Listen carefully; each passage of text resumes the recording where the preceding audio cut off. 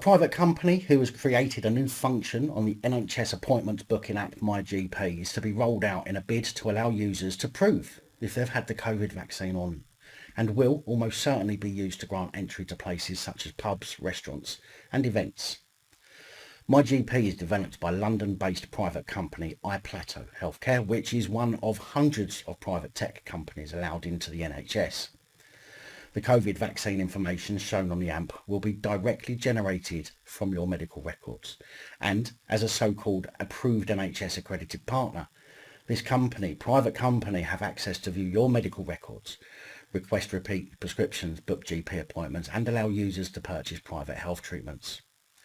The firm says its MyGP ticket function will allow businesses whose viability depends upon operating at capacity, such as the arts and hospitality sectors, the ability to open either full or part-time to vaccinated individuals without the need to observe strict social distancing rules. The vaccine information will be added to the app from February with a green tick on your profile 21 days after your second vaccine dose. However, one of the vaccines only requires one dose. Health Secretary Matt Smallcock and Vaccines Minister Nadeem Zahawi previously said that they were looking at displaying vaccine status on apps. Dr. William Budd of Imperial College has been involved in COVID-19 vaccine trials at Imperial and Oxford universities. He has said that speeding up a return to normal with this technology and a vaccine that looks to prevent transmission is a brilliant combination. But yet other highly infectious illnesses never had this level of intrusiveness or limitation of our rights.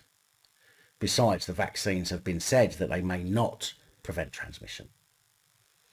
He added, MyGP's data tells us that a further 23% of the British public would change their minds and have the vaccine if it meant a return to normal. And it is the power of digital health technology that is enabling that. And I'm sure those 23% are simply feeling pressured into it rather than wanting to take it. After all, why would they suddenly want to take it when they didn't before, just because of a shitty little green check mark on their mobile phone? Come on, think about it. Yes, you may well know of someone who's said to have died from COVID directly, but remember, unlike some other causes of death, you're simply told that they've died from it. Or in most cases, with it and not from it. But do you know swathes of people who have allegedly died from it? The figures that were being pumped out for the majority of this year would indicate that we should all know several people at least who have died from it. But we don't. What we do know, however, after the government being called out over the inflated numbers, is that many people might have it, but very few will actually die from it in terms of overall population. Although some people have praised the introduction of the green check mark by a private company with access to your personal health records, such as Katie Call, Director of Artists for Essential Workers, who said, being unable to operate at capacity has been absolutely crippling for artists and arts venues alike.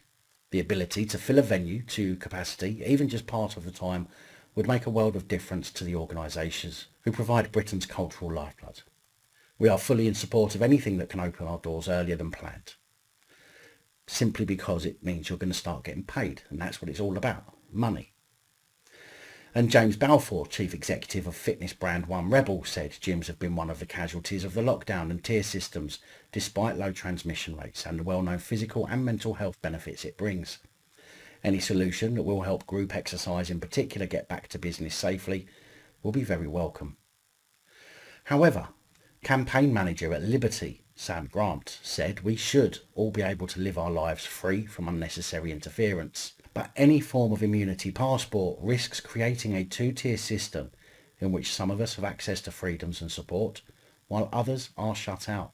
The government has been right to distance itself from talk of immunity passports to date. These systems could result in people who don't have immunity potentially being blocked from essential public services, work or housing, with the most marginalised among us hardest hit.